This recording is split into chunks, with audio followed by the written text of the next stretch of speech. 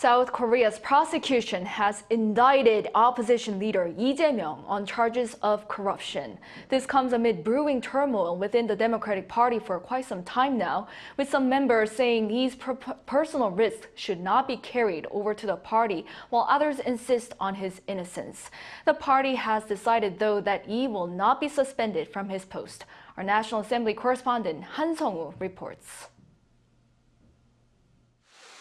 18 months of investigation led South Korea's prosecution on Wednesday to indict without detention Democratic Party of Korea chairman Lee Jae-myung on allegations of corruption. The indictment had already been determined. It's not a surprise at all. Now it's time for the court to make a decision.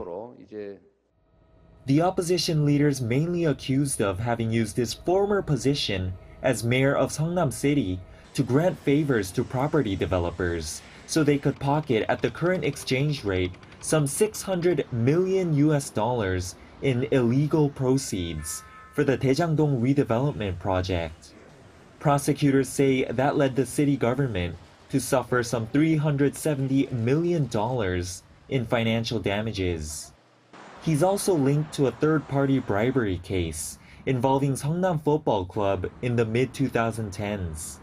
Lee has denied all the allegations, instead accusing the Yoon Suk-yeol administration of orchestrating the probes to take him down. The ruling People Power Party, meanwhile, has cast doubt on the Democratic Party's future with Lee Jae-myung as its chair, hinting that the suspicions surrounding him go beyond the Daejang-dong scandal. I don't think Lee can serve as the Democratic Party's leader any longer. Further investigations and indictments are inevitable. This follows the National Assembly's narrow rejection back in late February of a motion seeking parliamentary consent for Lee's arrest. The prosecution's earlier request for an arrest warrant was the first time in the nation's constitutional history that such a warrant had been sought for the sitting leader of a main opposition party. Meanwhile, in response to Lee's indictment, the Democratic Party held a Party Affairs Committee meeting where it decided he will maintain his post. Citing political repression, it concluded that Article 80 of the party charter, which can suspend those indicted on corruption charges from their duties, will not apply to Lee.